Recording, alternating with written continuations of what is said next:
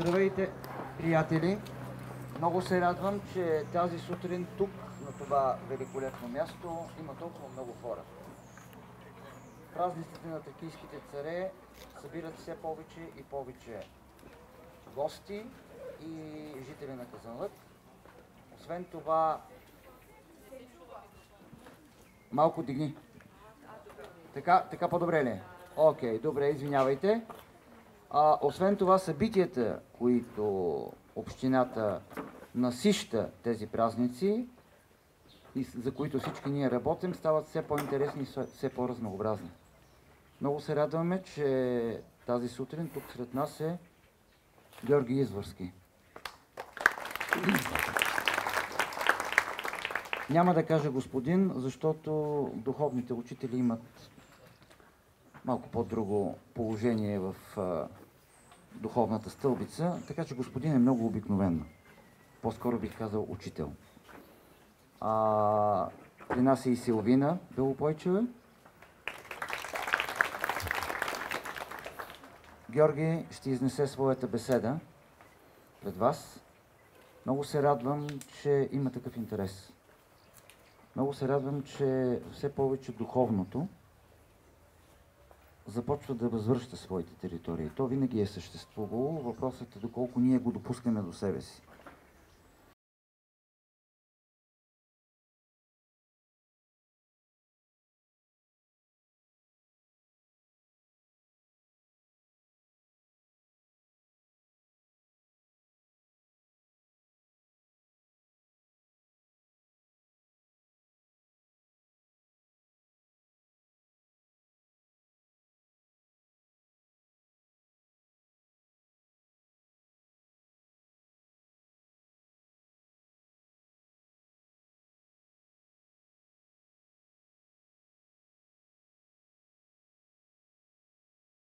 Не. Сега вижте. И така ще се чуваме. Обикновено говоря без технически средства и благодаря най-напред на Всевишния, оная светла сила космическа, която води всичко, че е създала тази прекрасна планета, че е създала това човечество. Извинявай, че те прекъсвам. Извинявайте много. Разбрах, че сте искали първо да направите наричането от Антонията. Да. Аз само искам просто един поздрав. Да. Значи да поздравя всички, че са дошли тук и фактически да си пожелаем един ползотворен, ясен, мирен, спокоен и здравословен ден.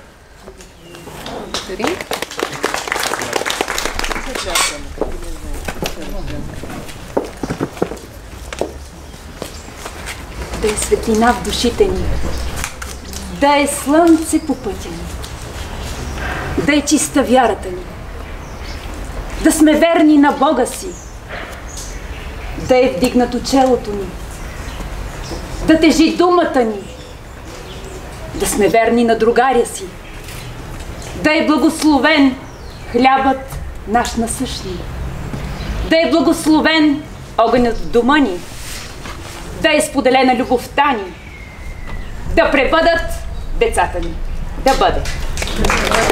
Благословени всички, бъдете благословени. В радост, мир, изобилие, хармония и лекота.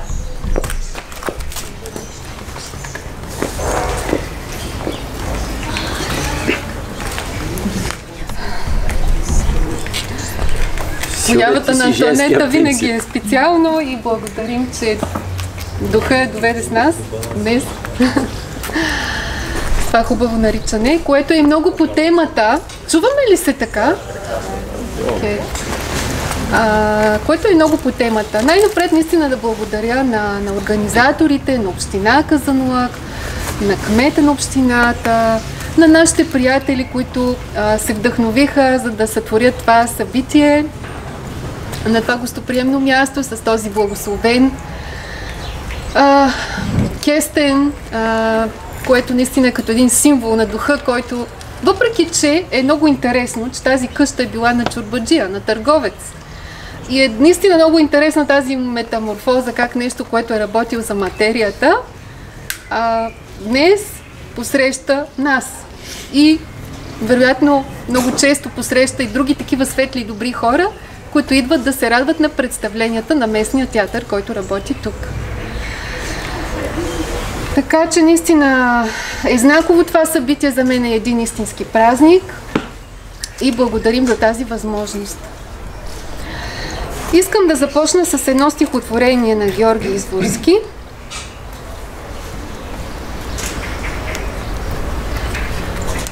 Което се нарича Свято ято. Отиваме си в другата вселена. Съдбата си понесли като дъх. Сърцето ни на всичко бе арена.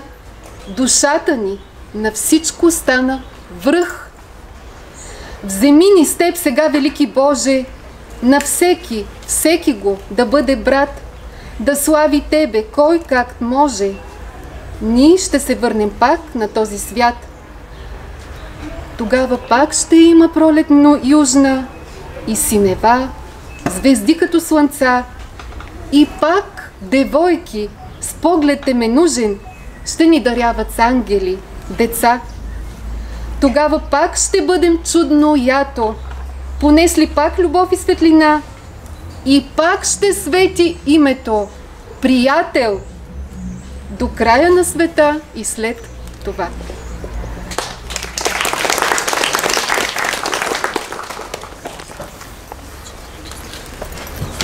Благодарим, Георги, за това наистина красиво стихотворение.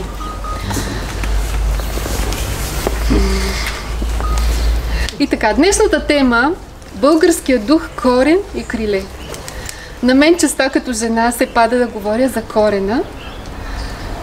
Георги като човек на духа ще говори за крилете. Така че така сме разделили нещата. Но те ще се сливат и ще се вливат едно в друго, разбира се, защото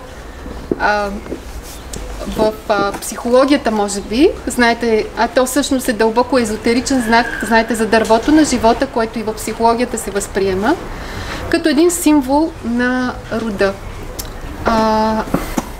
Корените са нашите предци, ние сме ствола с разклоненията, а нашите деца и всичко, което остава след нас, са листата и плодовете. Нашите деца могат да са не само физически деца, но това са нашите дела, всички идеи, които сме осъществили, всички проекти, които сме сбъднали. Колко ще са сладки тези плодове, наистина зависи от нашите дела, но зависи от това какъв е корена ни.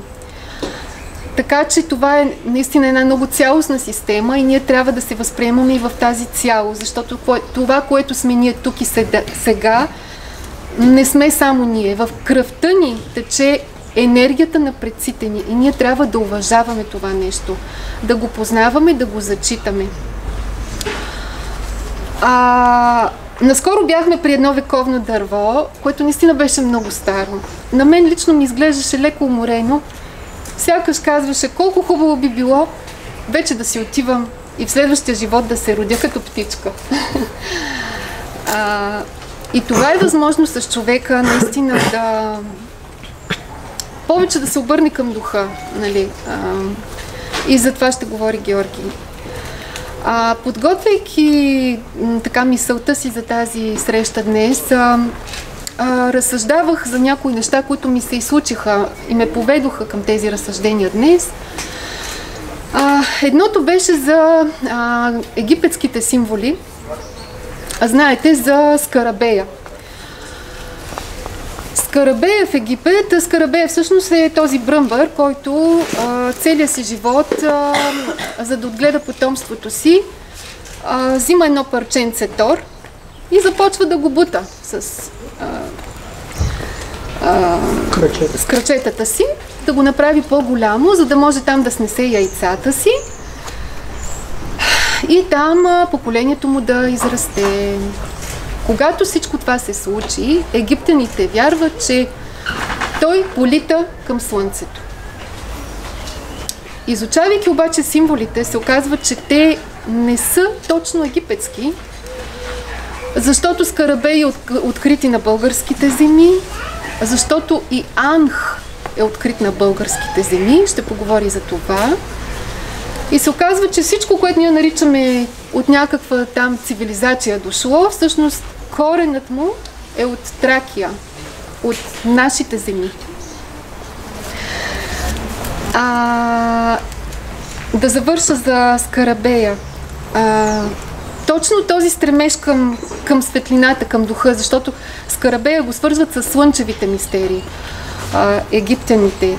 Тоест, Скарабея е нещо много земно, много нише. Цял живот се занимава с тази Тор, с идеята, нали, да остави нещо за поколението, но в крайна сметка духа се устремява към светлината. И точно този повик на духовното, на това, което е в нас изконното, в крайна сметка, не значи, че ние на земята не трябва да се занимаваме с земните неща, но в крайна сметка този устрем към духа винаги стои. Следващото нещо – Анхът. Анхът, като знак, е открит в пещерата Магурата, която, знаете, е много по-древна от египетските пирамиди. И там Анхът представлява жена, която е разтворила ръце като криле. Знаете, Анхът, това е този като кръст, който отгоре обаче има един съвършен кръг. И точно на Магурата има множество рисунки на жена, която е разтворила, нали, на различните стадии на рисунките. Първоначално са като отворени ръце, които се събират и накрая очертават един съвършен кръг. Като тази жена има един много интересен колан, който тук стърчи.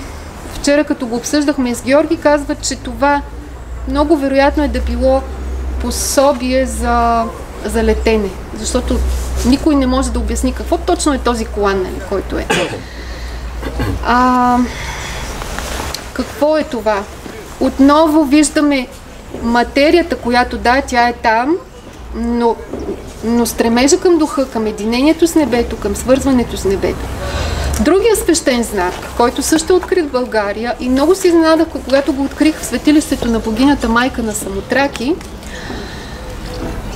е слънчевия диск, слънчевия летящ диск. Сигурно сте го виждали, има го на много изображения, има го на молитвениците и на Петър Дънов, и на почти всички езотерични култури са възприели този знак, но най-вероятно коренът му отново е Тракия. Има различни тълкования за този знак. Някои казват, някои от които са дори смешни, някои казват, това е остатък от перка на древен хеликоптер или самолет. Нали? Казват, това е изгрева, казват, това е Нибиро или това е слънчево затъмнение. Нали? Но това за нас е отново този стремеж към духа, към духовното, към културното, към сакралното, към Бога. И може би едно послание, че спасението на хората е наистина в слънцето, в светлината, в доброто, в добрите неща. Така че това е като едно въведение. Наистина давам думата на Георги Изборски. Там. После пак ще се включа. Приятели, наистина се радвам от сърце, че сме заедно. И като го гледам това хубаво, голямо вековно дърво, ми идва една притча. Ще ви кажа само за половин минута. Сега един древен философ мъдрец, какъв е, не се знае, може и Елин да е, излиза на разходка из полето. По едно време гледа един огромен дъб, който е такова дърво, дали по-голямо, израснал до пътеката. И той спира, поглежда го така и понеже е философ и много надарен със слово, започва да му се кара. И вика, погледни къде си израснал. Ама на самата пътека, бе. От тук ли, от там, толкова голям си станал, не могат да те обиколят. Виж, харчиш от нещата, които Бог е дал. Вода, колко искаш. Въздух, светлина. Растеш и не мисли за другите. Ма ти си голям егоист, бе. Как не те е срам? Я се погледни. И почва да се пеняви, да му се кара, да се сърди 10-15 минути, само говори. Без да знае, че през това време огромното дърво го е пазало първо от студения северен вятър, защото му прави завет. Второ, преработвало е въглеродният двуокис в кислород и е дишал. И трето, му е давало сила, защото дъбът е от онези мощни дървета, които се раздават. Те дават сила. Има дървета, които са неутрални, и има дървета, които ти взимат от силата. Така. Мога да кажа, бука, дъба, дори ореха, ореховата сянка е дебела, те дават. Ето и той е прекрасен кестен и той дава. Но неутрално дърво е брезата, а пък онова, което ти взима, е трепетликата. Само като факти. Не искам да се задълбочавам. Знаете, че аз не съм много по подробностите. И така. Започваме и ще започна с няколко неща. Корените. Силвина доста добре говори. После пак ще й дам думата да поговори пак за корените. Но там ще тръгна с няколко думи. Аз наричам траките и българите са едно и също нещо и затова им казвам трако-българи. Някъде им казват прото-българи и така нататък. Пра-българи, но траките са наистина основен народ. Не е случайен и то може да се каже, че не са етнос и народ, а са избранници Божии. Ще се обоснова и ще се подкрепя. Може би не с толкова артефакти, на които, разбира се, учените от БАН знаят или не знаят, но ще се подкрепя с неща, които наистина са факти, половината от които все още не са доказани, но аз знам и вярвам, както вярвам, че стоят тук, че рано или късно абсолютно ще се докажат. И така, трако-българските земи, които са тук и ние имаме честа да бъдем родени на това място на светлината, на този фокус и пламък на огъня, и сме наистина големи късметли, защото човек все пак трябва да се смята, да знае откъде му е корена, но иначе да се чувства гражданин на Вселената. Не по-малко. Не даже гражданин на планетата. Не на Слънчевата система. Не на галактиката. Гражданин на Вселената. Защото наистина всеки един от нас е такъв дух. Всеки има една божествена субстанция у себе си. И поне аз така се чувствам. Но много се радвам, че все пак Всевишния ме е изпратил тук. И така, казвал съм го неведнъж, Черно море и всичко около морето, това е райската долина, откъдето е било концентрирано всичко. Видимо и невидимо. Тракия какво означава? Тя означава нещо, няколко места. Път на светлината. Означава камбана на светлината и на мене много ми харесва, онзи ден го научих, защото информацията слезе отгоре, че се казва земя на озарените сърца. Прекрасно. Значи, нашия ум е озарен, обаче нашето сърце също трябва да се озари, за да направи тая хармония, това равновесие и този баланс, този синхрон между ума и сърцето. И чак тогава получаваме крилете, като скарабея, който тръгва и излита към Слънцето. Чак тогава ние може да излетим вече в сферата на духа. Кой лети, който има небе? Не може да си в една клетка, не може да си в едно затворено пространство и да се научиш да летиш. Не. Трябва ти небе, за да полетиш. Небето това е духа. Материята ни държи винаги в някаква клетка. Тя ни държи с разни връзки, вериги, ако ще да са златни, но златната верига е верига. Тя те държи нищо, че е златна. И ти не можеш да излетиш в безкрая, в светлината, в свободата, която ти се полага по принцип. Всичко това, още преди 2000 години, когато Бог ходеше по земята, Исус Христос, той го казваше в прав текст. Ще има ново небе и нова земя. Новата земя е новата материална реалност, която трябва да се съгласи да пусне духа да излети в новото небе. И това време дойде. Защото от числото 7, което е било до сега, около 2000-та година, хиляди години преди това преминаваме към числото 8, което е много по-хармонично, защото е от два кръга. Новото небе и новата земя, като го обърнем, става безкрайността.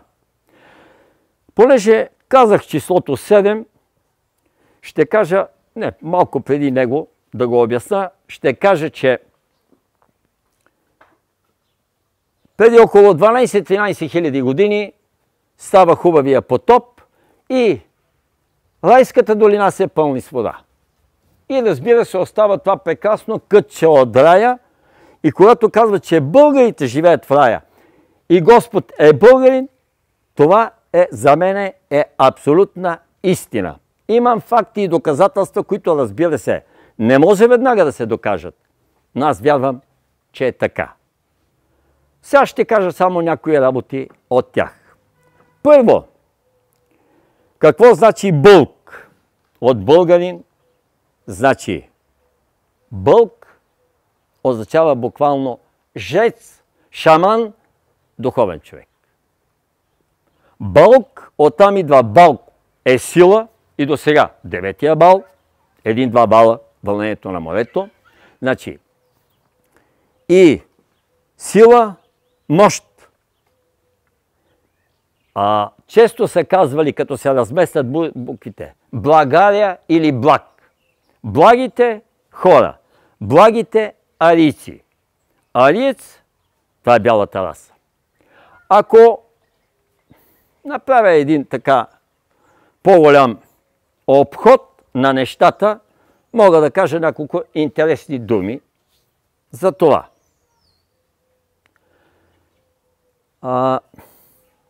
Лемурия е била прекрасен цветущ континент, който, разбира се, Бог решава да го потопи в Световния океан и го потопява.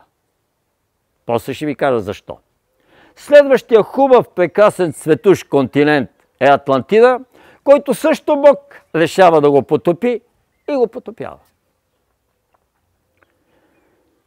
Лемурийците са били доста тъмни, черни направо хора, докато атлантите са били по-светли, бронзови, може да се каже, червеникави и синкави. Расите произлизат от тях, които не са от бялата раса. Ще ви кажа тези цветущи континенти защо се отиват. И защо нашия всеславен, всемогъщ баща небесен е направил така. Тоест, вселенския, висшия вселенски разум. Защото са прекъснали връзката си с него. Тоест, техният егоизъм е взял връх и те са се смятали нещо повече, защото са имали наистина Лемурия са от всички шамани, които са тъмните магиосници, разбира се, оттам е останало и вудомагията и целият черен континент, който е наречен, са се усетили много силни и поради тази причина прекъсват връзките си с небето.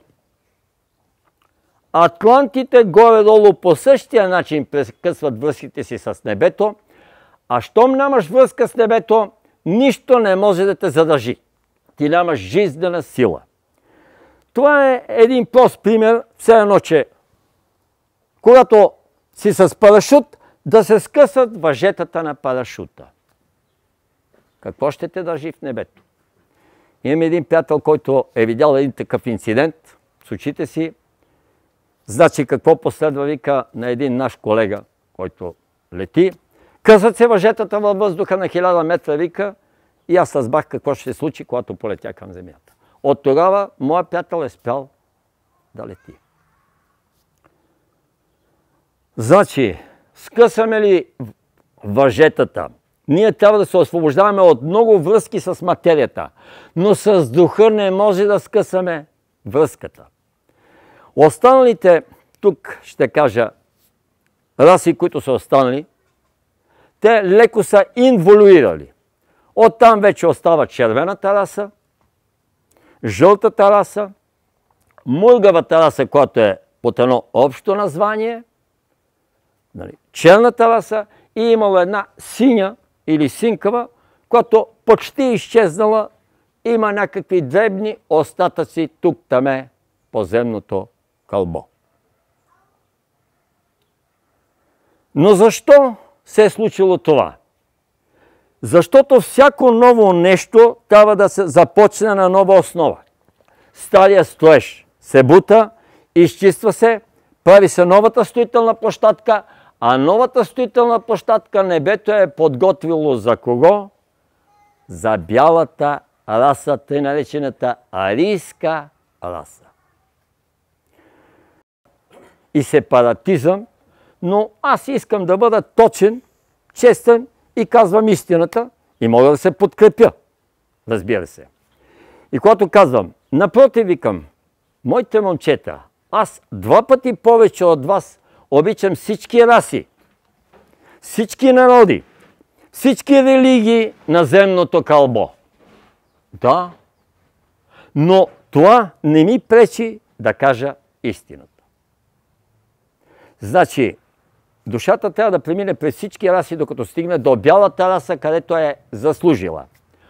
А знаете ли къде е фокуса, къде е мястото, къде е земята на озелените сърца, откъде се пръква тая хубава дума? Значи, тръгва да се разпространява бялата арийска раса. И как се казва това хубаво място? Черно море или Тракия? От Тракия. Затова тракийците са прекрасни. И жените, и мъжете. Те са оставили тук най-силния първия ген. Значи, първо, тракобългарите са избрани от най-добрите колена на Ной. Няма да изпада много в библейски откровения. На Ной са събрани. Събират най-умните, най-достойните. Това е като в едно училище за таланти.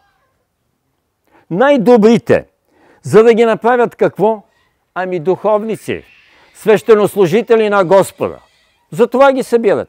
Защото той има талант да прави каруци.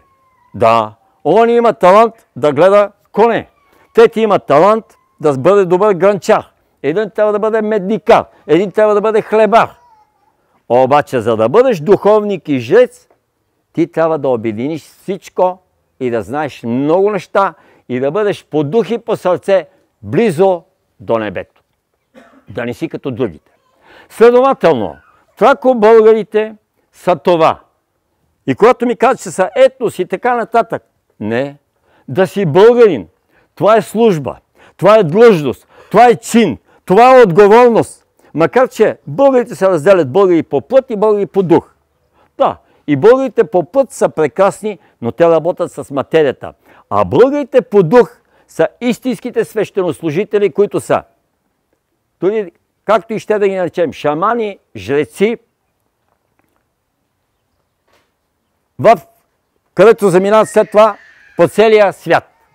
Няма човек, който се занимава с дух и да не е българин. Независимо сега на коя точка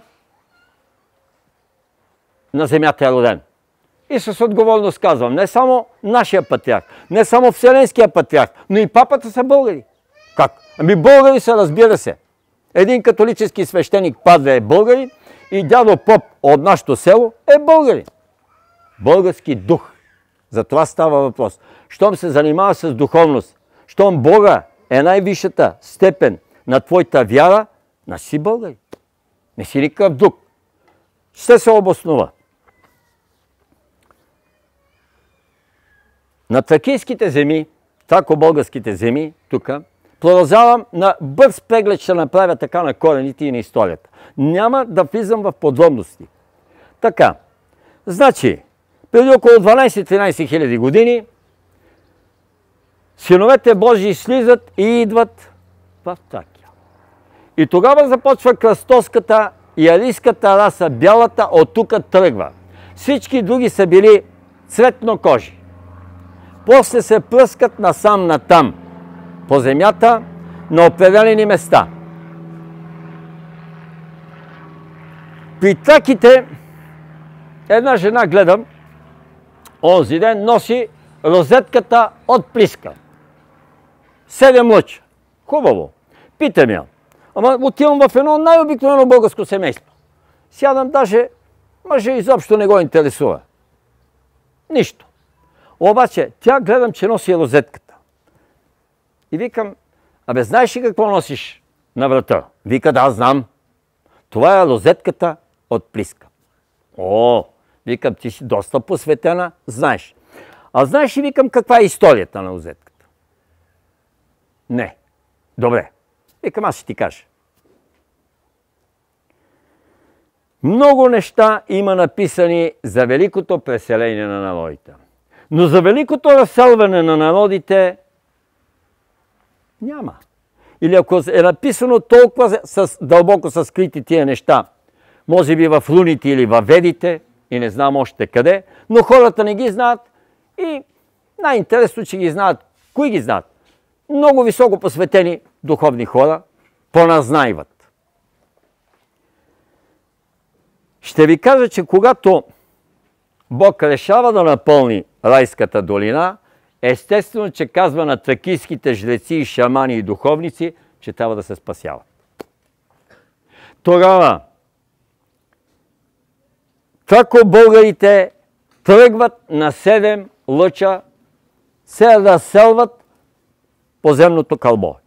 Или на ония места, където са знаели, че трябва да отидат.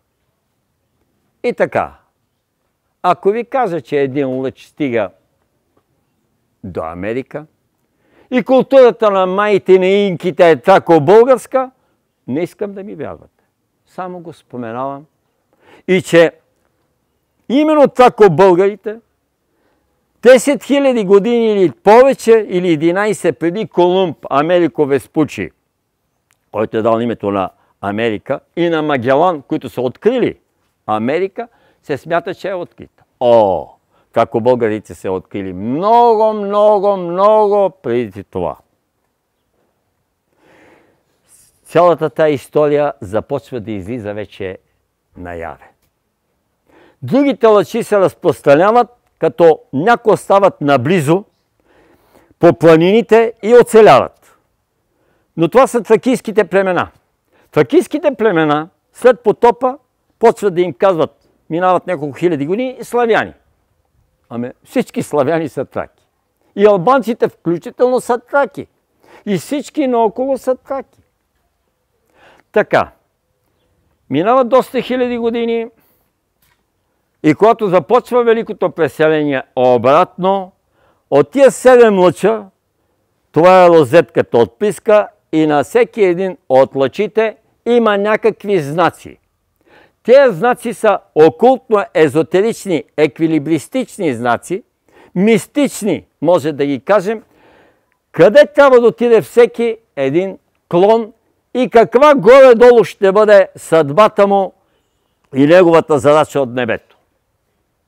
Няма да говоря за това, а ще говоря за обратния път. Обратният път е на 5 лъча. 5 лъча. Затова има петолъчка, която е в кръг. Петолъчката в кръг се казва пентаграм. Значи, фигурата пентаграм, която и аз се нося сега, защото това е знака на 21 век и на третото хилядолетие, останалите знаци постепенно отмират, стават история и се заминават. Това е много силен и много мощен окултно-езотеричен знак. Може би някои са го изпитвали вече. Казва се пентаграм. Това са 5 лъча, с които след това се прибират всички, кой откъдето е дошъл на собствената си земя. Да, тук, която е останала на тракийските земи.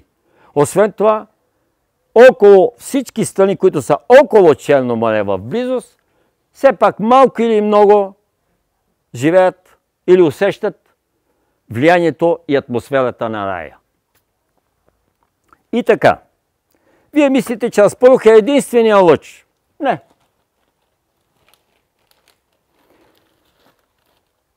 Лъча, който е останал тук и се е разселил наблизо от трако българските племена, той го водя лично аз.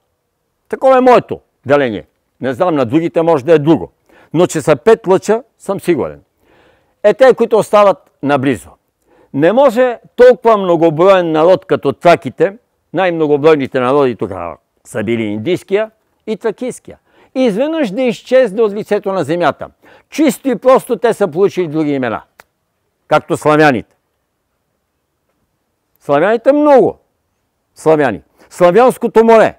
Било е тука. Да. Един лъч остава тука. Другите лъчи, които са стигнали чак до китайската стена. И едните, както казах, са отишли до Америка. Това е при разселването. При обратното връщане се започва така. Един лъч казвам, че остава тук. Той е лъч, наистина, защото това е фокус. Тракия. Другите започват да се прибират насам.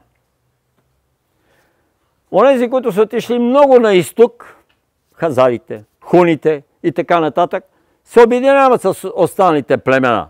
Има нещо, но продължават да носят този тракийски ген, арийски ген. Много от китайските императори са били чисти българи. Да не говоря, че от времето на Египет всички злечи и самани са били български духове, а дори и голяма част от фараоните им. И така, тръгват обратно да се прибират, някой по-рано, някой по-късно, с разлика от 1000-2000 години или няколко стоти години. И единият лъч, който минава, стига до Месопотамия. Това е между реките Тигър и Ефрат, там където това са халдейците и персийците. На халдейците, ако четете историята, им е дадено магиосничеството, звездобройството. Ами значи са духове такива, които са свещеници, жреци и шамани. Много е просто. Ако гледате един истински персиец, аз съм виждал много иранци, не Ирак. Ирак спада към мургавата раса. Иран, високи, синоки, зеленооки, бели. Чудесни. Там е открит Маралския коник, както и в Афганистан. Защо? Така. Аспарух е третия лъч, който идва насам, пристига, и един, който отишъл да цивилизова Европа, защото духът цивилизова нещата. Духът прави материята. Затова я води. И не материята, както съм казвал неведнъж. Когато някой държи повече за материята, значи държи за каруцата, не за коня. И впряга каруцата пред коня. Кон може да направи само Бог. Живо същество. Слага го и тегли. Каруца всеки един от нас може да направи. Един ще я направи по-лошо, друг ще я направи по-добре. Но може да сложи 4 колелета и една тарга отгоре да се търкаля. Всеки един на земното кълбо. Но кон не може да направи никой. Той не може да направи една муха. Нищо, че учените казват. Нищо не могат. Учените не могат да направят живот. Само светлата сила отгоре може да го направи. И може да вдъхне живот. Нищо друго. Да, много напредна. Научно-техническата мисъл, медицината, и биологията и така нататък. Много работи, но правят от нещо готово друго нещо. Помислете си и ще видите, че е така.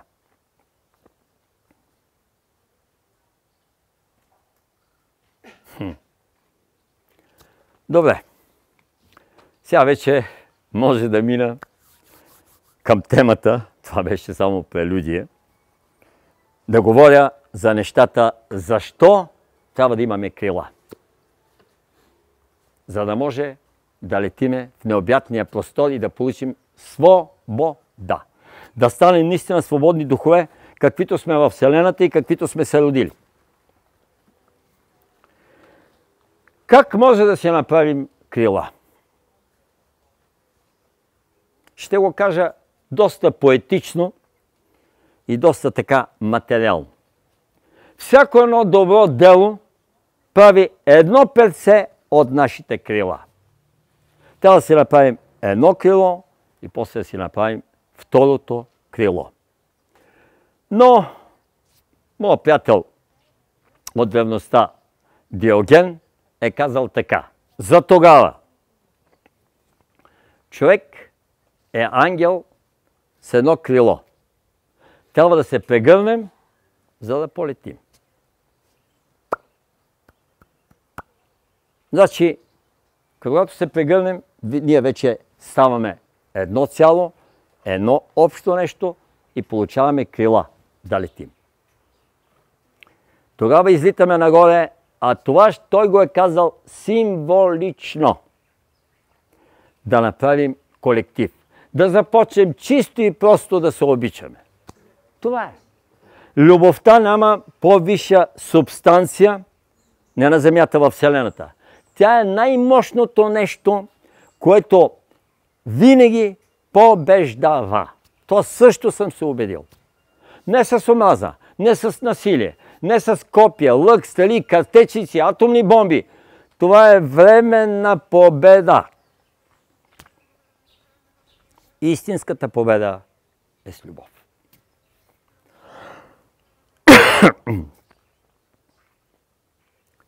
Човек, за да получи крила, за да израства в духа, някои си мислят, че кой знае, трябва да бъдат като майка Тереза, като Махатма Ганди или кой знае какъв велик учител, философ, за да може да работят за спасяване на човечеството и на планетата. Не. И най-дребната работа, извършена с любов и със сърце, те издига нагоре.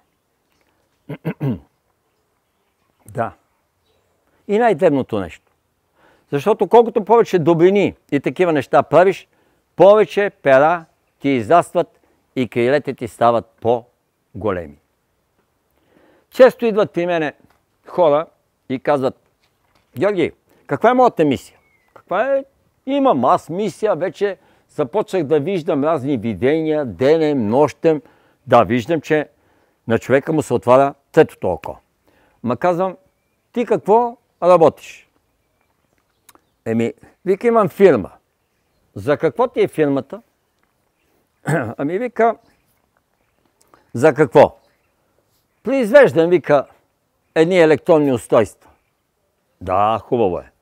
Имам и цех за колбаси. О, не е хубаво. Той ме гледа и вика: ма как така не е хубаво? Викам, знаеш ли, не знам как е за тебе, но за мен аз много години не ям месо и за мен така да се убиват животните и да се хранят не е много морално.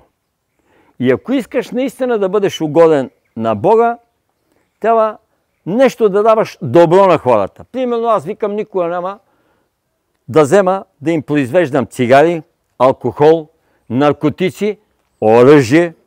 Викам, няма да давам.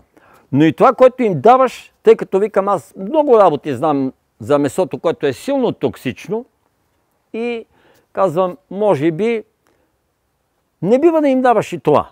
Поне ти да не участваш. Хората може би още стотици години ще се хранят с месо, защото от хилядолетия насам, от ледниковия период, са свикнали. Така. Нека. Но вече осъзнатия, пробудения човек, викам, по-добре да не се занимава с това, ако може и да го откаже, най-малкото заради собственото си здраве, а след това за морала, за да не се убиват толкова много животни, защото и Бог казва, не убивай. Онзи ден си седя на кафе в съседното село с един приятел. И отсеща гледам, един на една Сергия работи човек, продава нещо, обаче десния крак и десната ръка си ги замята, така едвам ги. По едно време видя, че не сме от селото, дойде и вика, момчета, мога ли седна до вас да си изпия кафето? Викам, седни. Той седна И започнахме си говорим и аз викам, слушай, така като те гледам, той не знае кой съм. Така да викам, като те гледам, си или инсулт, или инфаркт. Ама по-добре инсулт си преживял. Да бе, и затова викам и се парализира десния крак и дясната ръка. Аха. Викам, слушай, така като те гледам, мога да ти кажа още нещо за тебе. То лицето му ярко червено, значи обича виното, обича алкохола. Викам, пиеш много алкохол и ядеш много месо. Ми да, сутрин, обед и вечер месо. Как може? Алкохол, да, разбира се, всяка вечер. Ага. Сега моето момче искаш и как ще ти мине това? Вика, какви буклуци, какви работи не съм пил, какво не съм се мъчил, не става, при кои доктори не съм ходил. Сега слушаме мен. Викам, най-съвършените лекове са най-леки около нас и само на една ръка разстояние. И са толкова прости, но ти трябват два инструмента за тях. Викам, аз ще ти кажа диагнозата, каква е за тях. И лекарствата какви са. Диагнозата ти е тая. Ето, виж се. Диагнозата, че много си замърсявал и ума, и сърцето, и тялото, а лекарствата са воля и вяра. Воля и вяра. Само това ти трябва. Никой друго лекарство, аз ще ти кажа, викам, какво ще направиш и да видиш, че ще бъдеш по-здрав от мене. Той гледа и слуша. Викам, как се казваш, бе? Любомир. Прекрасно имаш. Любов и мир. Значи, добре, Любо. Казвам ти сега какво ще направиш. Ако искаш от днес, ако искаш от утре сутринта, забравяш, че на земното кълбо съществуват две неща, които до сега са ти били любими. Месото и алкохол. За тебе няма риба, пиле, пържоли, нали, независимо какво месо. Всичко, което шава, не е за тебе. И черви няма да дадеш. Забравяш за месото. Месо и алкохол никакъв. Като че ли го ободох. Той подскочи на стол и вика, как може? Аз без месо и зов, аз не мога да живея. Спокойно, бе. Аз, виж ме, срещу тебе съм. 17-18, не знам колко години съм ял месо. Алкохол, сега пия по чаша червено домашно вино. Но смятам, че това не е алкохол и това си пия. Ти можеш да пиеш по две. Но, докато не станеш здрав, няма да си позволиш тия неща. Но ще ти кажа, кога ще започне да ти олекне. След една година, 365 дни, тогава ще усетиш, че ти е по-добре. Човек иска да оздравее за 3 дни, за 3 часа, за 3 месеца, за 3 секунди. Няма такива работи. Той вика, на колко си, на 65. 30, 40, 50 години си замърсявал тялото, мислите и чувствата, не е бил свесен човек, и изведнъж иска за 3 часа да му мине или за 3 дни. Няма да стане. 3 години му дадох срок. Викам, една година, 365 дена, ще се почувстваш добре. По-леко ще ти е и ще усетиш, че започват да се възстановяват. След 3 години, това са 1095 дни, ще дойдеш и ако не съм прав и не си здрав като мене, ще ме заплюеш. Ще кажеш, Георги Извърски нищо не познава, никакъв доктор не е изобщо. Каквото искаш може да ме наречеш, аз ще го приема. Дори ще го приема с радост. И той вика, не, това никога не може да стане. И аз спрях да му говоря, защото Исус още е казал, не хвърляйте бисерите си на прасенцата. Онова, което му казвам, е с всяка една дума, всяко едно изречение, е абсолютна истина и е бисер. Но той не можа да ги разбере. Това беше едно отклонение, но пак се вмества в темата, защото искаме да получим някакви криле. Ще се откажем от някакви пороци. Защото и за мен и месоядството, честно казано, никой не искам да е на моето мнение, но честно казано е порок. Защото човек не се е родил, той е ял семена, ядки. Библията го пише още на първите страници. И всичко растително. И наистина съм виждал, и Силвина е виждала, културисено момче, по-красиви мускули като Аполон. И вика, аз съм суровоядец и ям само ядки. На 28 години беше слънце. Така. Продължавам. Ще ви кажа, че човек, за да получи криле, трябва да има какво? Висок идеал. Не да си купя мотоциклет. Аз съм бил рокер. Мотоциклетист. Харлей Дейвидсън и аз съм имал мерак да имам.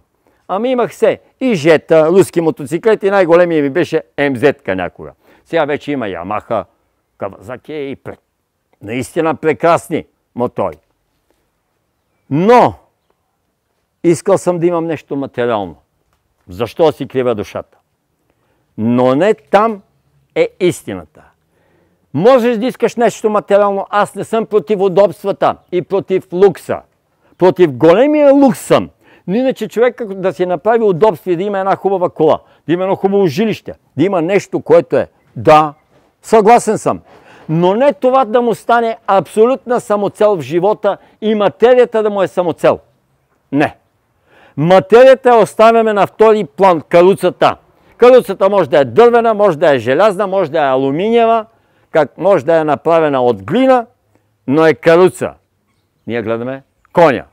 Коня трябва да бъде расов, хубав, да ни върши работа. И як. Да не бъде някоя кранта. Значи, духа. А когато работим за духа, разберете ме, че трябва да има човек тъй наречен един висок идеал. Да работи за една кауза. Макар и да е една обикновен готвач. Обаче да си върши работата перфектно, защото да си готвач не е леко и не е малка отговорност. Трябва да влагаш в храната любов, за да може тези, които се нахранят, да разпространяват тази светлина и тази любов от себе си. Каквато и ще да е професия, да я вършиш с любов. Но тя да е в името на човека. Значи, всеки един трябва да има у себе си този висок идеал. Още на времето много добре го е казал Наполеон, който ми е един от любимците. Наполеон е казал, всеки един редник, най-ниската степен на войника, трябва да носи маршалски жезъл в раницата си. Т.е. да е готов да започне да командва армията като маршал. Маршал е по-висок от генерал. Значи, още тогава е знаел, че духът командва нещата, а не материята. С материя много работи можеш да постигнеш. Много хора можеш да подкупиш. Нали? Много злато можеш да раздадеш. Но това не е живот. Вижте колко е просто. Сега ще ви кажа. Когато човек има силен дух, нищо не го лови. През Първата световна война умират повече от холера на позициите. Тя се води позиционна война. Тук са окопите на едните, от другата страна са окопите на другите. Пламва холерата и много войници си заминават от болестта, а не от това, че се стелят. Значи, 2 пъти повече си отиват от болест, отколкото на самата от небето, че противоречията, войната не е добра. Трябва вече да има примирие, да се приключва. Също когато Наполеон, това не Наполеон, а Александър Македонски, той е бил достатъчно вътре в духа и е бил доста светнат, като, така може да се каже, като духовен, езотеричен човек на мистиката, защото много е вярвал и е бил обгаден с ясновидци. Неговата войска хваща чумата и 1/3 от 150 000-та му армия измира от чума. Като той през това време до всеки агонизиращ войник, всеки умиращ е бил. Защо не го е прихванало, когато чумата може да те хване от 1 километър от въздуха? Оттам вятъра донася, дишвам и край. Попитайте лекарите и те ще ви кажат колко е заразна. Тогава го е подсетило вече да спре нападателните войни, прибира се към Александрия и там заминава. Но не от чума. Започва да отделя здравите от болните. Не искам да говоря какво съм чул още от Първата световна война, от моя дядо, как полуживи вече болни се ги вкарвали в ямите, с вар ги ръсат и ги затрупват. Още не съвсем да си заминали, за да могат да спят болестта. Така. Но така си кажем по-хубави работи, но Тия работи на нас трябва да са ни ясни, за да може да вървим напред. Войната не е голяма кауза. Значи, ако проследим цялата човешка история, с войни се печелят дребни и временни победи. А с мир, с разбирателство и, както казах, най-вече с любов, се печелят всички истински победи на земното кълбо.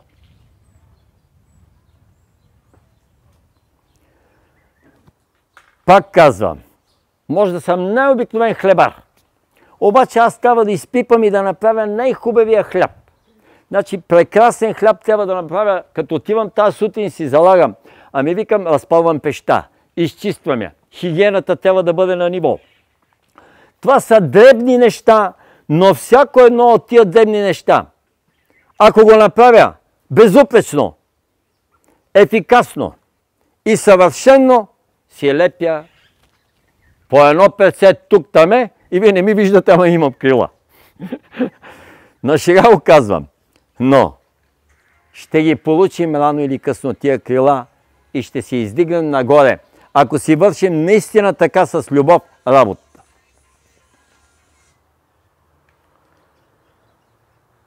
Това е голямата кауза.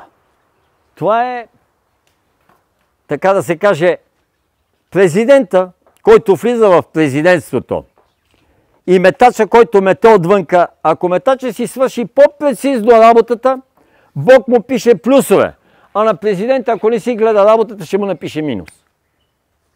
А ние викаме по външни белези, кой какъв е. Не. Отгоре ни гледат само за духа.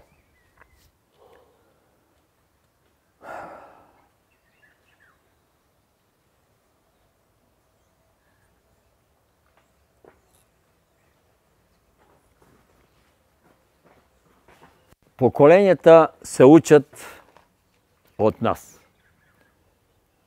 Защото народната поговорка с какъв ходиш, такъв ставаш, или с кого живееш, получаваш неговите навици. Но ще ги получиш, ако той е по-силен. Значи, затова другата народна поговорка е следната. Когато изпратиш един разбойник при светиите, той след 50 години става светия. Когато изпратиш един светия при разбойниците, той след 100 години става разбойник. Това е ангелска поговорка, но е вярна. Виждате? Така. Това е полуна шега, полуна истина и заради това поколението, на което ние трябва да наистина да оставим нещата, е следното. Човек трябва да знае откъде идва, за да знае къде отива. Това са корените. От корените, жизнена сила, която черпи, да си знаеме рода, мястото и така нататък. А българите, питам го, някой максимум знае до дядо си. Значи на 10, 20 или 50 човека знае прадядо си. Но изключително рядко хора знаят целия си род. Поне съм най-близо до себе си, ще да се дам за пример. Знаете ли, че все пак, макар че не отделям толкова енергия на миналото, защото трябва да гледаме сегашното и бъдещето, днешния ден е най-хубавия ден, както казва майка Тереза, съм си проучил рода и установих, че от 1450 година, горе-долу си го знам, като писмени сведения има от 1790-1800 година насам.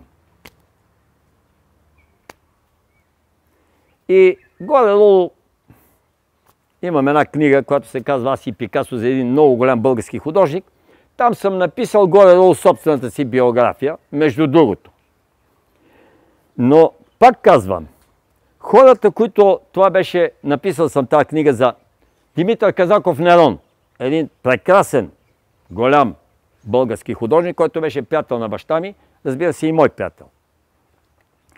Той човек ми беше така дълго време като учител. И той казваше така: трябва наистина да знаеш рода си, да го уважаваш и със собствените си дела ти можеш да оправиш не само бъдещето, но и миналото. Викам, Мите, ти сами говориш приказки от 1001 нощ, какво ме заблуждаваш? Ако щеш, вярвай. Назад 9 поколения по майчини, 9 поколения по бащина линия. Ако е имало нещо изкривяване, то дава отражение на следващите, ще даде и на децата ти и на внуците ти. Викам, не. Аз не мога тогава да го асимилирам, защото бях млад и луд. И не можех да включа, че той е прав. Сега вече знам, че 1000 пъти е бил прав. И той казва, ти можеш. Значи като го коригираш, вече от тебе нататък пътя ще тръгне прав. До тогава може да е бил такъв. Пътечки да е имал. Но след това се изправя. Значи, може и по този начин, като погледнеш, да изправиш миналото. Но миналото, което тогава да работи за бъдещето. Ами, Силви, ще ме отмениш ли малко да кажеш и ти нещо? Защото да не прекалявам с много информация. Ще продължа за корена, което Георги захвана.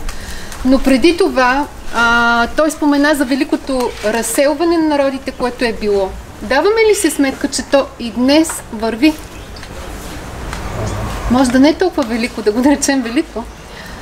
Но духовният елит на България в момента е в чужбина. С мисия. Може да има и хора, които са там, за да спечелят нещо, и в това няма нищо лошо. Но факт е, че Балканите, не говоря само ние, които днес се наричаме българи, но наистина Балканите са това място, където са живеели траките и които и днес живеят тук, наричайки се на различни нации. Не случайно са ни разделили някои сили, но това е друга тема. Духовният елит на България е в чужбина, за да разнесе духа, гена, силата на българина сред тези народи. Защото това, което предстои, да, има много информация, че ще има много промени в света и може би не случайно сега към края на времената на нашата раса се случва точно това. Предсказано е, че много от тези българи ще се завърнат. Определени от тях. Слава Севрюкова казва, до 2022 е срока, в който духовните българи трябва да се завърнат, защото след това те ще станат част от кармата на народа, в който сега живеят.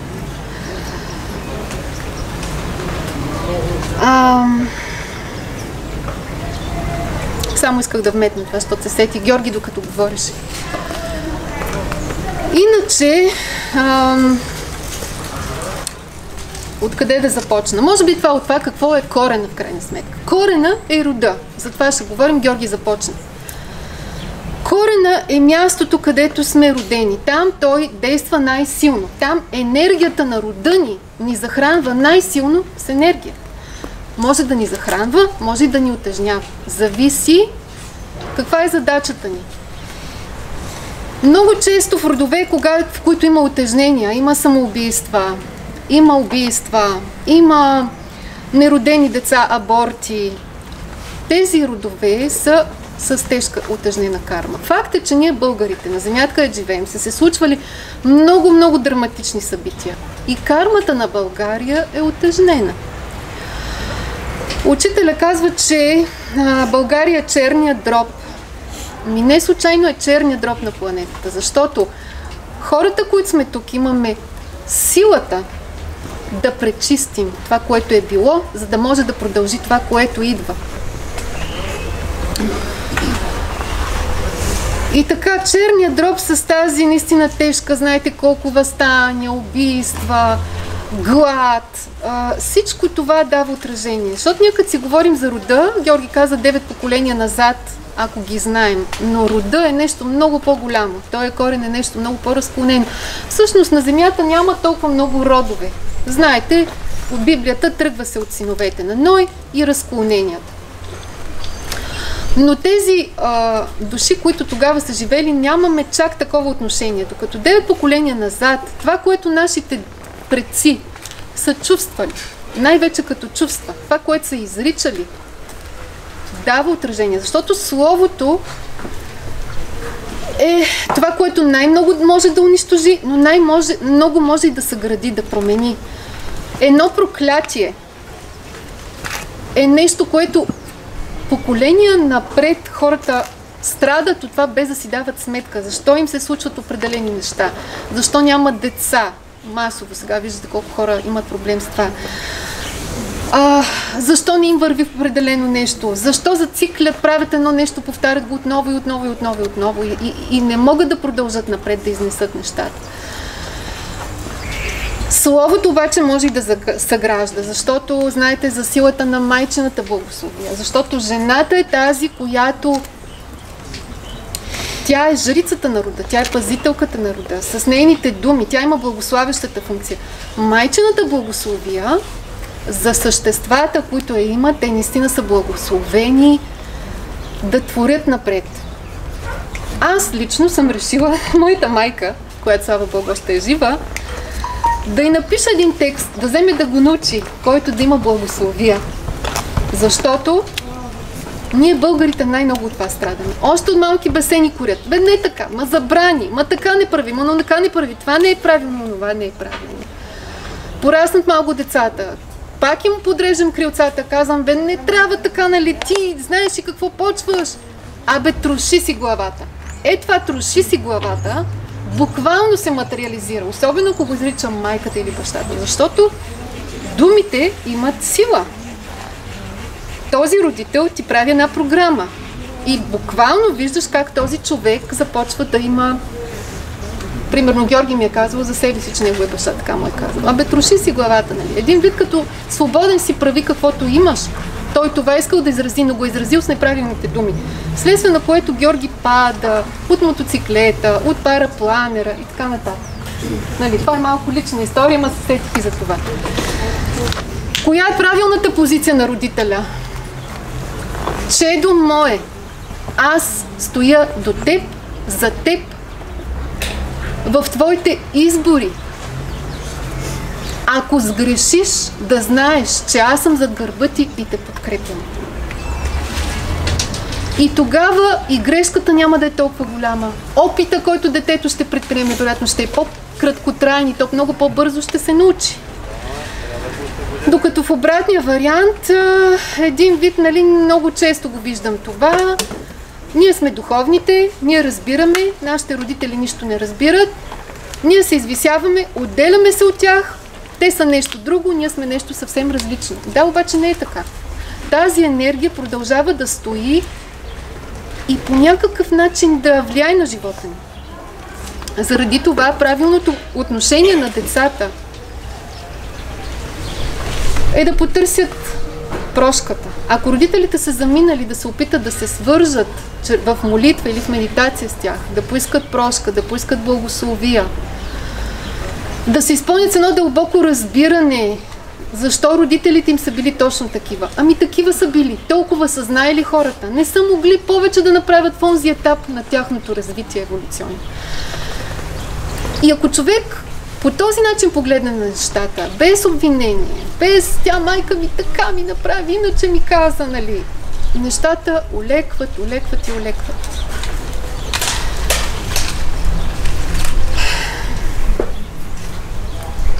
В миналото, знаете, първоначалната култура е била на матриархата на земята.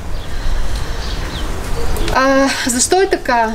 Богинята майка или Гея, земята, женския принцип, било е необходимо душите, които слизат, защото ние всички имаме небесен произход, всичко е така. Теорията на Дарвин е нещо наистина доста ограничено, нали? Че ние сме произлезнали от маймуните, просто това е пълен смях. Та богинята майка, значи, за да се свържат душите, които идват на земята, за да получат материя, те е трябвало да имат връзка с тази земя. На гръцки, когато бях светилището на Кабирите в Самотраки, скоро беше това. Кабири, още там го свързах. Кабиле, Кибела. Значи няма никакви кабири. Какви сте кабири, дед гърците си измислили? Това е Кибела, богинята майка. Точно там видях този много древен, може би на десетки хиляди години, каменен знак на слънчевия диск с криле. И там прозрението, което видях като видение, като песен, беше Мати Ера. Матиера, на гръцки митера, аз говоря гръцки. Митера значи майка. Матиера значи свещена материя. От иерос на гръцки свещен и материя. Свещена материя.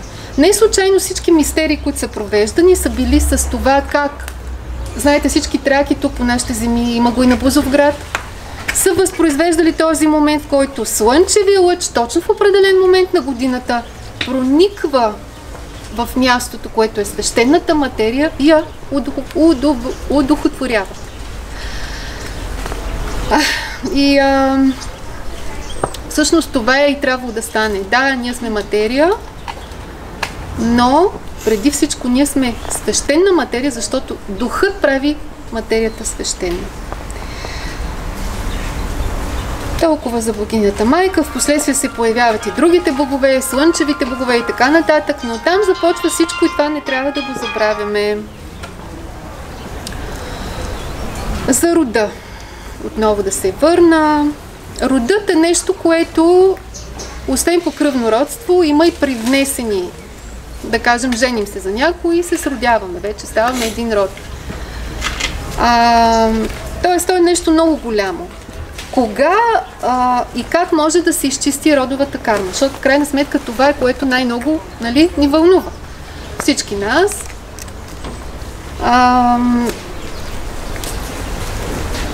Когато слиза учител на земята,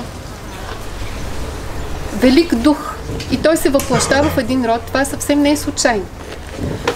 Първо, той чисти кармата на целия род, ма не до 9-то коляно, не знам до колко колена назад. Второ, той се свързва с определени хора, които не са случайни хора, които са, ние ги наричаме аватари. Тези аватари имат силата да променят, да чистят кармата на рода, и не само на рода, да променят реалността реално, но не са активирани. Когато те се срещнат с този учител, започва и при тях този процес. И ако си помислите, нали, всъщност това е една огромна прогресия, която се развива. Мисля, че вече върви, нали, случвало се, много пъти се е случвало. Наблюдавала съм родове, примерно нашата приятелка Радинка, тя е от рода на Михаил Иванов. Тя е негов потомък. В този род нещата върват с една невероятна лекота. Значи този човек е слезнал в този род и всички негови потомци след това, всички, които идват в рода след това, нещата им вървят леко. Няма я тая тежка карма, няма го това нещо.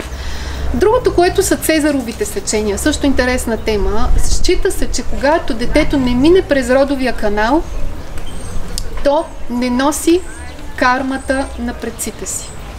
Тоест, прекъсва се тази енергия. Но то прекъсва енергията с корена. Да, наистина не носи карма, по-леко му е, но от друга страна то няма енергия. То не е захранено с енергия, защото по този канал, всъщност това е една мощна духовна подкрепа, която един човек има. Значи това са хора, които са били на земята, преживели се на някои неща и са заминали, но от невидимия свят те продължават подкрепата, т.е. енергията продължава да върви към нас. Когато човек започне осъзнато да работи с това, какъв е начинът, Георги каза? С любов да правим нещата, добри дела да правим. Колкото повече правим това, толкова повече ни улеква на нас самите, но повярвайте, улеква и на хората около нас. Когато ние се променяме, нали, имам пример с майка ми и с хора други, когато ние се променяме, виждаме, примерно аз се променям, някои неща в себе си ги коригирам, изведнъж страховете на майка ми изчезват. Абе как стана пък тази работа така изведнъж, нали, много странно. Изведнъж тя става вегетарианка, без въобще да я съветвам, въобще съм оставила нещата, защото не е правилно детето да съветва родителя си. Енергията тече от корена към дървото, в правилната посока, нали.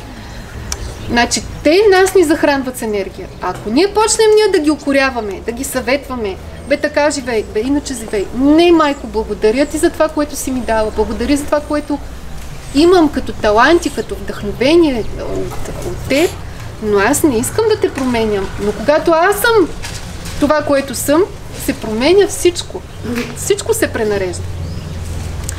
Иначе човек може да работи съзнателно, разбира се, има дори техники. Има една техника, която сега се сещам и за нашия ритуал, който е Бог да прости, нали, знаете, прави се за починалите, раздава се храна, като се счита, че един вид, нали, ние храним и починалите с тая храна. Което има своята много дълбока символика. Дори четох за един руски ритуал, който се прави 8 недели, т.е. 8-та неделя преди Великден на сирни заговезни, се прави едно нещо с купички ориз. Едната купичка се слага пред иконата на Бога, другата купичка каним предците си да се нахранят. И се счита, че тази практика, това е руска практика, изчиства кармата на рода, което го имаме и ние, нали, в България по този начин. Прошката. Просто няма по-силно оръжие от любовта и прошката. Това са двете неща, които човек, ако наистина съзнателно работи, няма непостижими неща. Каквото и да е станало в семейството.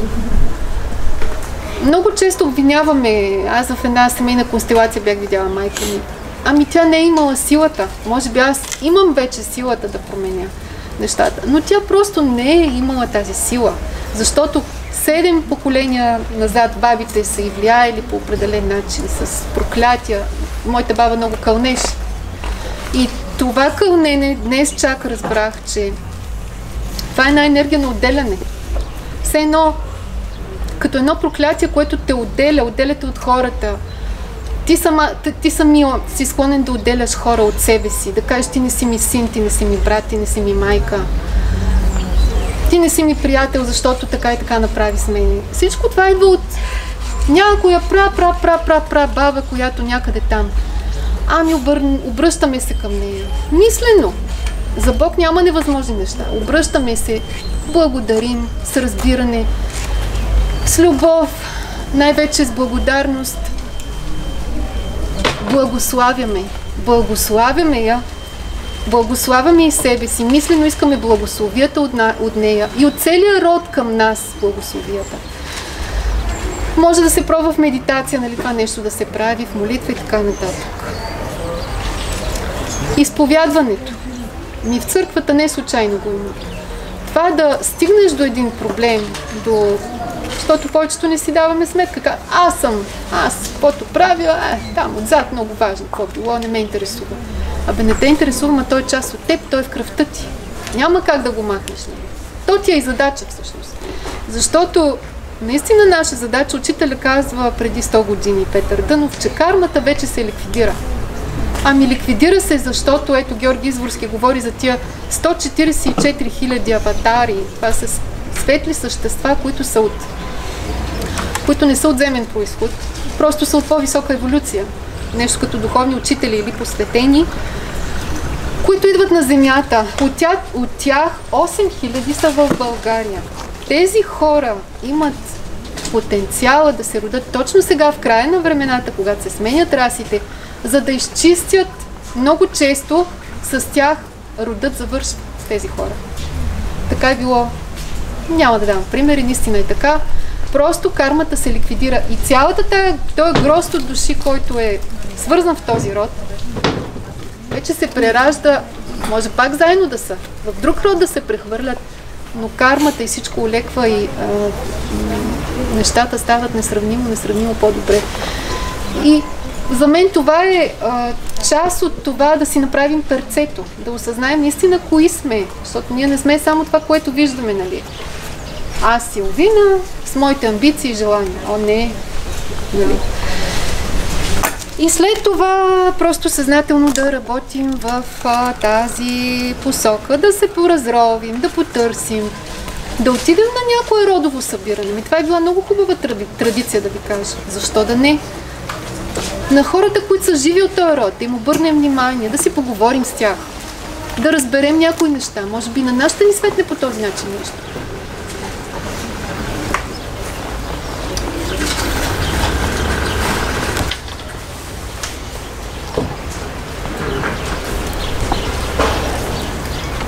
Да ви питам, беше, нали, наскоро дойде Лела Богослава и това има връзка с нашата тема в момента. Вие какво знаете на тия плочици, какво пише за нас? Това, което повръща, сигурно е повече от ценно и важно. Или още не знаем нататък какво се случва.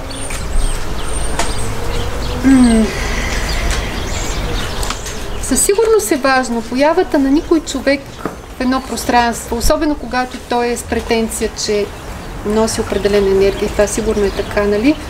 Не е случайно. Ето днес се появи Антоанета. Естествено, че ще дадем възможност тази енергия да се въплати в нещо, с тази благословие, това, което тя направи. Тази жена, която тя наследницата на княгиня Олга, за нея ли става дума? Да. И на рода до... Сребърните плочки на Богородица. Не знам, за мен това е начин част от хората да... Защото ние някакси много се подценяваме. Част от хората да... Определени хора ще научат за това. Може би ще се възроди в тях тая национална... То не е национално, думата национална не е хубава.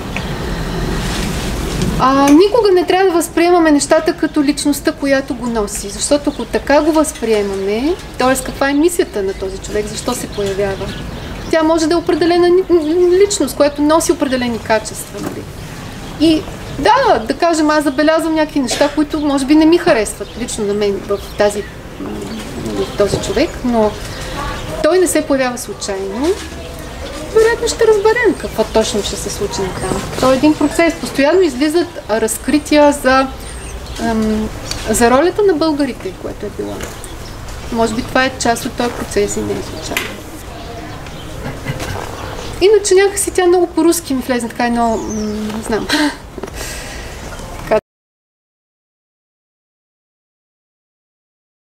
И сензационно просто, но това е част от процеса. И така, по темата... Добре. Сега, приятели, започнах с една притча, сега ще ви кажа една случка. Имам едно приятелче, който е доктор на космическите науки, академик и така нататък, ама няма да казвам на коя академия, от коя занзибарска стана, защото седим и си пиеме кафето. И той сега почва така да ме поднася, защото с него сме израсли. Георги, ти нали всичко знаеш? Да, бе, всичко знам, бе, моето момче. Как не? Питай. Нали, аз съм тук за даване на акъл. Викам, преди да ме попиташ, аз ще ти кажа нещо. Знам, че даде за докторската титла и за това 5000 евро, а за да станеш академик 10 000 евро. Само жената знае. Кой ти каза? Че си изнудил жена ми. Почала да подскача. Нищо, бе, моето момче, бе, нали имаш диплом, висше образование, това. Аз кротко, бе, нали, казваш, ето исках да потвърда, че всичко знам. Тя казали, викам, не дай да обвиняваш жена си и няма да й се караш и няма да я биеш евентуално. Викам, стига глупости. Викам, аз случайно казах тия цифри. Не, те са точни. Ма не, бе, нали всичко знам. Само преди една минута, преди да почнем си пиеме кафето, каза, че всичко знам. Сега защо не искаш да повярваш? И този сладур, викам сега, още нещо ще ти кажа. Ако това е 15 000 евро, аз съм скромен човек, искам, умножаваме ги по 10, даваш ми сумата в един чувал, плик и ще научиш такива работи и след това ще те поканя да изнасяш лекции в Хартвард. Казвам ти го и се подписвам с двете ръце. Знаеш ми името. Той мига. Да. Как? Викам, ти нали си на космическите науки? Слушай ме сега. Поне с Силвина зачек на този въпрос. Така. Има тъй наречения, само това го казвам на вас, но винаги половината, защото с едно крило не може да се лети. Няма ви казвам цялата истина. Това е летящия колан. Обикновено летящия колан се е давал на жените. Той неутрализира геомагнитното поле и с него можеш да правиш скокове, т.е. намалява ти теглото, обаче силата ти остава, и аз ако съм 50, 60, 70 кила, само като се отблъсна от тук, през оградата оттатък и кацам в една тая къща на плочника. Чиста работа. Нося си го тук, толкова широк е, и затова, когато е разпрен, изглежда като криле. Той е колан, даже ще ви кажа от какво е, хайде, един бонус ще ви направя. Той оцени специални плочки от два метала. Всичко това съм го изследвал. Не мислете, че не съм. Така. 12 са едните и 12 другите, 24 плочки. Тези плочки са направени от две чисти вещества, метали на земното кълбо, където те не могат тук да бъдат направени при земни условия, а само в космоса. Едното е чисто сребро и другото е чист никел. Една плочка. Так, шестоъгълни са плочките, вътре са зашити в колана и този колан се слага тук. И знаете ли най-интересното, че след като ми намали теглото, да кажа, от 50 кг на 5 или от 70 на 7, а силата ми остава, с тия 7 кг не мога ли да, като се отбутна да отида до там? Мога. И знаете ли с какво се командва? Кой ще се сети? Смисъл. Браво. Това исках просто да ви кажа. Между другото, повече няма. Та този колан, на тази хубава аватарка, която е слезла отгоре, наистина е летящия колан. Наистина повече са ги носили жените, мъжете, които са космонавтите, слизали тук. Тогава е имало много летящи обекти, както и сега. Обаче, слава Богу, че не се показват на всички и често. Така. Сега ще привърша, като искам да отправя една благодарност, защото разберете, две неща трябват на човека. Според, вика, учителя Бенса Доно, земното му име, което е Петър Дънов, и който също за късмет се е родил в този фокус на светлината тук, в България, а той е мирови учител, казва така. Непрекъснато се молете и непрестанно благодарите. Значи, молитвата е това, което е нашето желание и наистина това, което е подобаващо и чисто и благодарим и предварително го, светлата сила го материализира. Значи хубаво е, молитвата е вид любов, защото се обръщаш към Всевишния. Значи излъчваш любов и другото е благодарност. Тоест, две неща ни трябват. Любов и благодарност. А инструментите към тях са воля и вяра. Воля и вяра трябва да имаме наистина непреклонна. Значи непоколебима. И да благодарим за всичко, поне с това може да се отплатим. Това е нашия десятък, който ние трябва да го дадем. Аз имам една книга, която се казва, първата ми книжка беше за десятъка или за закона за даването, защото колкото повече даваш, толкова повече получаваш. А всичко, което, но тези всички блага, които са ни дали, е той, лекия полъх на вятъра, той е въздух, тази светлина, тази красота, всичко, което ни е дал Твореца, живот, здраве и благата, които си ги изсипа, по някакъв начин ние трябва да се отблагодариме. Ако се отблагодаряваме, благодарим и обичаме, тогава живота се нарежда добре. Разберете ме, опитайте го.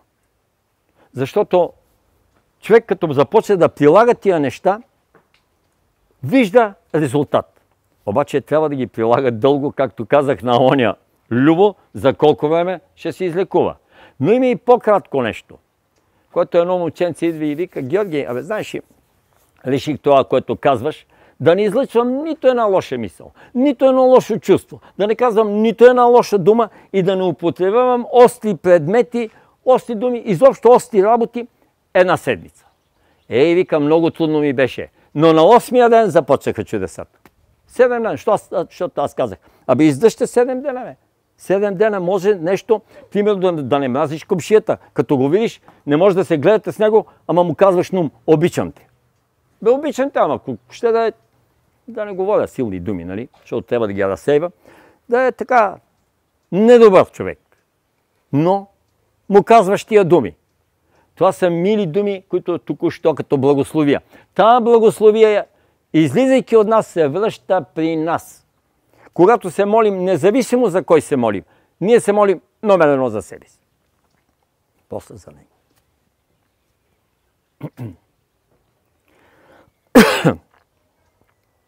Ако има някакъв фундаментален въпрос, може да го зададе, защото тук може да отделим още 5-10 минути, но бих отговорил, разбира се.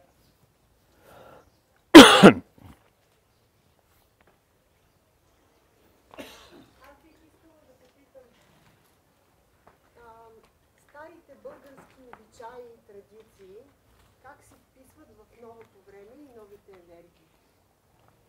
Великолепен въпрос. Мога да ти кажа да прочетеш книгата "Стопанката на Господ". Така. Сега. Не си мисли, че всичко 100% е точно така. Сега, пак казвам. От миналото взимаме само бисерите. Другите камъчета – не. Желязото – не. Само благородните метали, като се почне, може да вземем, разбира се, платина, злато, сребро, може да вземем кадми, тия редките метали, те са скъпи. Но желязото не ни трябва.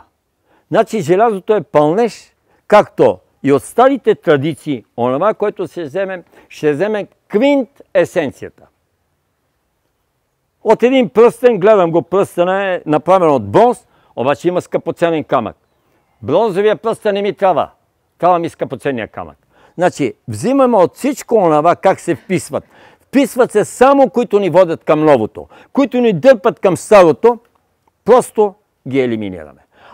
За това трябва да имаме тъй наречения дар на различаване. Да разбереме кое ще ни върши работа и кое няма да ни върши работа. Както съм казвал десетки пъти, желязото си отива от тая планета 100, 200, 300, 500 години. Желязо не остава. Както и желязото в нашия организъм масово си отива. И няма нищо страшно, че викат анемия. Няма да имаш анемия. Чисто и просто ще свикнеш с по-малка единица вътре желязо, което ти е в кръвта. Да. И много хора живеят сега не с 10, 12, 14 или 120, 130, 140. За жените е по-малко, за жените е повече. Тук може би има медицински лица. А живеят с много по-малко, на половината. Една жена да вика, Георги, аз имам 3,5. 3 пъти още и трябва за нормата. 3 пъти ама си живее. Как си? Добре съм и съм здрава. Лекарите не те интересуват. Няма да пиеш нищо, каквото ти дават и ти свикна с това. Ето, гледате ми имене тук, нали? Ако ви кажа колко е, няма просто да ми повярвате. Нямам желязо. Всички останали метали ги имам, ама нямам желязо. Да. Лекарът като ми гледа изследването, ще да падне. И казвам, Георги, ти не си човек. Не бе, човек съм и ти ще станеш като мен, ама сигурно след 50 години. Няма сега. Затова, което ни трябва, отговарям пак, само с това изречение, го взимаме, но трябва да разбереме кое ще ни върши работа за бъдещето. Тоест, кое наистина ни води към любовта, води ни към светлината, води ни към Всевишния. Взимаме го. Останалото е баласт, останалото е опаковка, останалото е амбалаж и не ни трябва.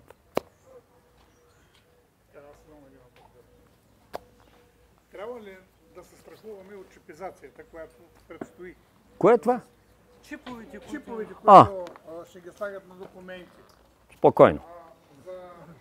Всичко е предвидено. Така сега. Ще дойде и при нас в България. Да. Нещо ще ти кажа.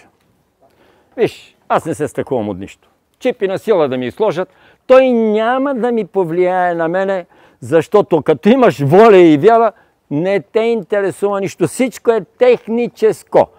Всеки един тука, когато има тая мощ на волята и вярата, нищо, което е на земното кълбо от материален произход, не му тества.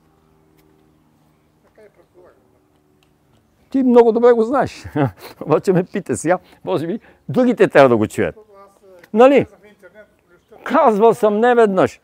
Закарайте ме при един болен човек, който наистина грип и много грипав. Пием от една чаша, ядем с една лъжица. Дали ще ме хване мене? Аз знам, че не. Малко да допълна за традициите. Традициите, има хора, които са пазители на традициите. Да, те трябва да ги познават, да ги спазват, да ги прилагат. Има хора, които са изопачители на традициите. По някаква причина това е допуснато. Примерно тази книга. Традицията, която се описва Зеньов ден, се прави в 12 часа през нощта. Това не е българска традиция. Ние сме слънчева раса. Ние нямаме лунни ритуали в България. Разбирате ли? Всичко, което е описано като нещо, което става през нощта, било то в Бали като посвещения, било като какво, това е друга история. Затова човек трябва много добре да различава нещата. Има пазители, има изопачители, има хора, които следват, които нямат собствена енергия и те просто са приели това, което е отзад и го следват. Има обаче хора, които се опитват да разберат, абе това за мен ли е или не е за мен. Ако не е за мен, уважавам го, той има своето място, но просто аз искам да правя нещо друго. Много добре отговори. Значи това са сили, които изпълняват своята роля. Не мислете, че не съм за тях. Те се казват силите на задържането. Значи има хора, на които наистина те да се задържат. Сега ще ви кажа една котка, една бърза притча. От учителя. Не е моя. Сега. Един гранчар имал два коня. Един е стар и един млад. И сега, той като вкарал стария кон имал една стръмнина и отива на пазар и младия кон гледа и вижда, че стария кон бавно слиза надолу по улицата, полека отива на пазара. И като се връща, той вика, абе, какво толкова, не можеш ли да тичаш, бе? Вие колко закъсняхте, отидохте на пазара и така нататък. Стария вика, абе, ще разбереш. Обаче младия не разбира. Минало време, остял верно стария кон и стопанина впрага за пръв път младия кон с него да закара каруцата с гънци на пазара. И младия кон се юрва надолу, като отиват на пазара, отварят пакетите, нито едно гранчарско произведение не е здраво. Значи, това беше във връзка с това, с което говорихме. Значи, трябват за някои съзнания, трябва да се задържат, а за други чисто и просто трябва да вървят с новото. Така че и това си има своята ниша и своето значение, и другото има. Да. Имам един въпрос. Защо Орфей идва в Тракия? Какво идва да оправи? Какво се сбъдва? Къде? В Тракия. В Тракия? Да, Орфей? се ражда в Тракия. Какво Защото виж сега, обикновено учителя казва на 2000 години има един велик учител, обаче сега е сгъстена работата. Първо идват двама орфеевци. Един идва 3000 години преди другия идва 13 века, 1300 години преди Христа. Повече се говори за втория. Ама първия е оставил орфеизма. Първия започва да пръска нещата и след това на подготвената почва идва втория. Нали разбираш? Винаги идват. А защо идва в Тракия? Къде да отиде? Нали трябва да отидеш там, където е огнището, за да вземеш огън. Значи, тук има една купчина жар, аз не мога да отида там от пръста да взема и да запаля огън. Идвам, взимам една жива жарава, нали? Значи, където е пламък. Виж, всички страни, всички народи, всички съзнания са свещи. Ама тук Тракия е запалената свещ. Значи от тук духа се взима и тази запалена свещ може да запали 100 свещи. И нищо няма да й стане. Нали сега разбрахте как е духа и защо се разпръсква. И защо наистина двата народа, които наистина са на ръката, цитирам пак Всемировия учител, на дланта на Бога, са еврейския и българския. На еврейския е дадено материя, власт и командата до 2000-та година. На българския народ е даден духа, т.е. след 2000-та година той ще вземе достойното си място. Всичко това, което ви казвам, 50, 60 или 70% не е доказано още. Не се знае. Но това не значи, че не съществува и не е така. Баба Ванга казва, историята изобщо не е вярна, тя ще се измени. Да, и учителя го казва, черно на бяло. Всичко ще се промени и ще се обърне надолу с главата. Така че, поради тази причина, Орфей идва тук, за да поддържа този пламък. Защото хората, които слизат, дори и българите, дори и траките, трако-българите, трябва някой да ги подсеща за мисията им. А не, защото ако го изоставиш, почва материята е много силна и много груба и започва да ги тегли надолу.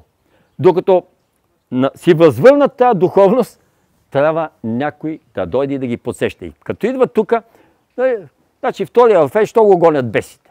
Бесите са жреците, шаманите. Обаче те му правят комплот. Какво е комплот? Заговор. Точно така. Правят заговор против Орфей. Орфей вижда, че тук няма да стане работа. Ти къде отива? В Гърция. Ама гърците, елините, тук са по-светнати. Вижда, че от тази трънка ще изкочи заек и то не какъв да е, а материален. Значи, чрез духа, те по-са светнати у нас и по-бързо се приспособяват. Те един камък ще го направят исторически. На този камък си е служил Ахилес петата. И ми показват един камък. Викам, момчета, какъв е този камък? Аз камъни колкото искате. Не, на този камък е Ахилесовата пета. Значи вижте, веднага им щака тук. Какво прави там? Театъра, новото, културата, всичко е Орфей. Това е орфизма. Какво прави още? Светилища. Където са? Не само светилището на Делфи, а много други светилища на оракулите. Всичко това Орфей го прави. Значи това са като днешните читалища. Пръскат знание. Да, пръскат мъдрост. Това е. За това идва.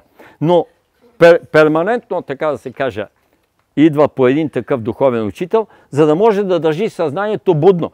На кого? На трако-българите. Защо да държи съзнанието будно на ескимосите? Ескимосите ще говорят с белите мечки, с можовете и с тюлените. Къде е светлината? Тук е. Като е тук, значи тук ще го изпрати Господ. Нема го изпрати там. Нали? Ледове, студове и бели мечки. Значи да дава къл на белите мечки. Те си знаят. Така. Тук въпрос някой. Изобщо възможно ли е човек да се предпази от влиянието на тълпата?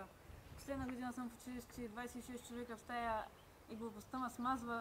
Знам. Абсолютно. Може. Може ли?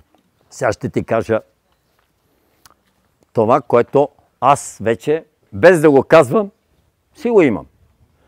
Ето казвам ти една тайна. Значи това е много просто и много ясно.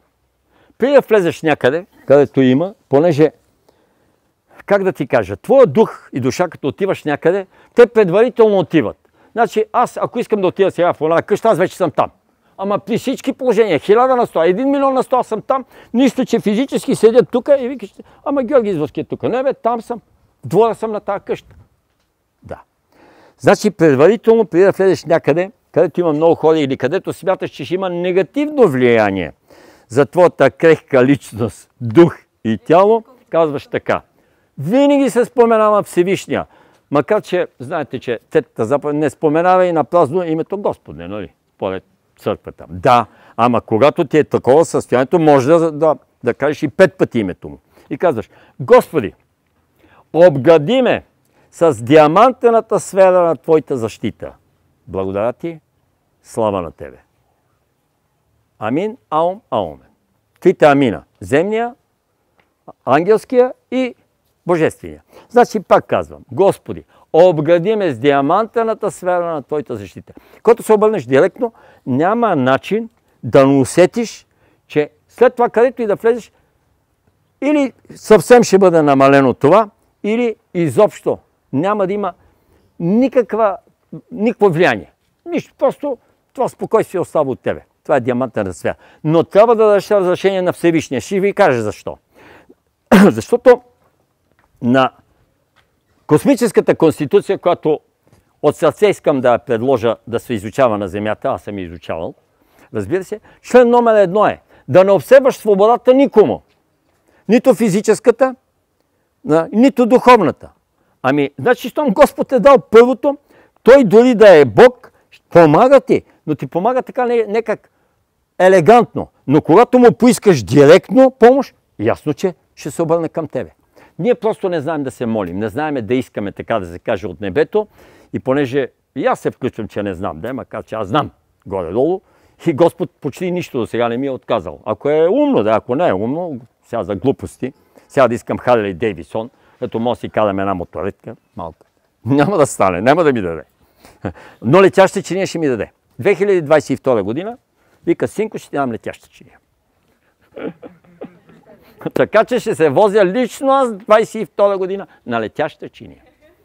Не искам мотоциклет, искам летяща чиния. И той ми вика, добре бе, готово.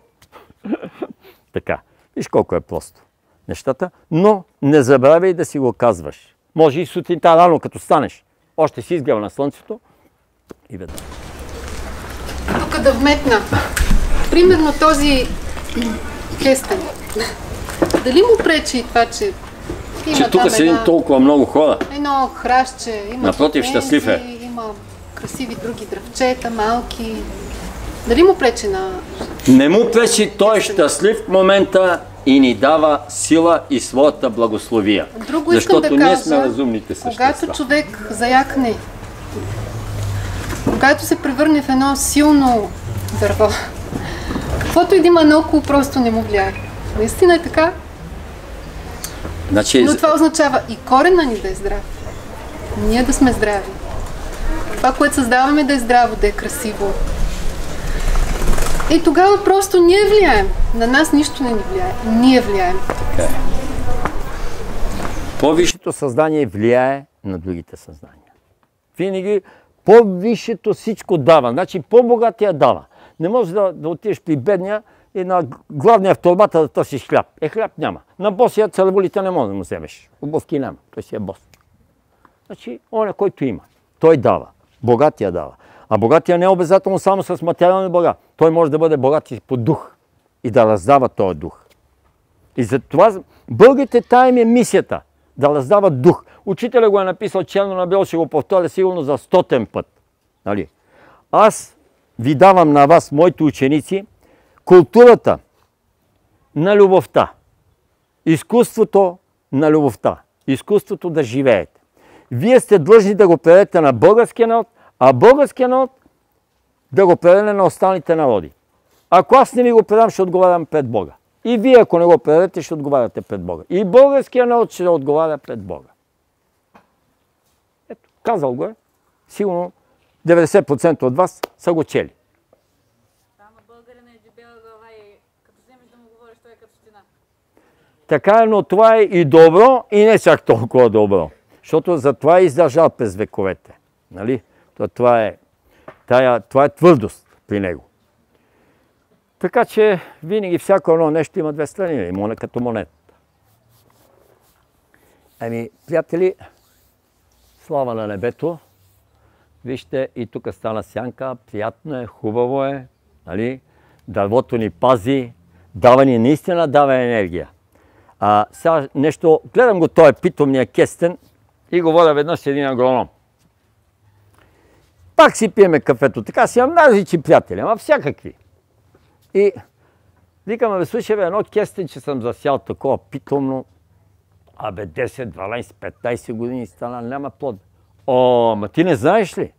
Викам, не. Значи един кестен започва да плододава след 20-та, 25-та година. Викам, ти се... Сериозно. Най-дълъг срок на плододаване има кестен. Значи на израстване, на възмъжаване. Следователно, сигурно най-много години може и да живее. Това е нормално. Аз лично не знаех. Агрономът ми го каза. Значи кестена вика, няма да чакаш. Ако заседиш един орех на 7-та година дава. Не знам. Другите зависимост. На 3-та година, нали, лозето и така нататък. Ето. Сега се подсетих специално, той каза за кестена. Виждам такъв голям кестен, за първ път виждам. Ако е хубаво. Така. Приятели, слава на Всевишния, че ни е събрал.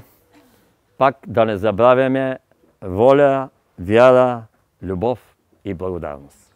От сърце ви пожелавам да ги изричате и да ги напълните със съдържание от сърцето си. Всичко има ли нещо?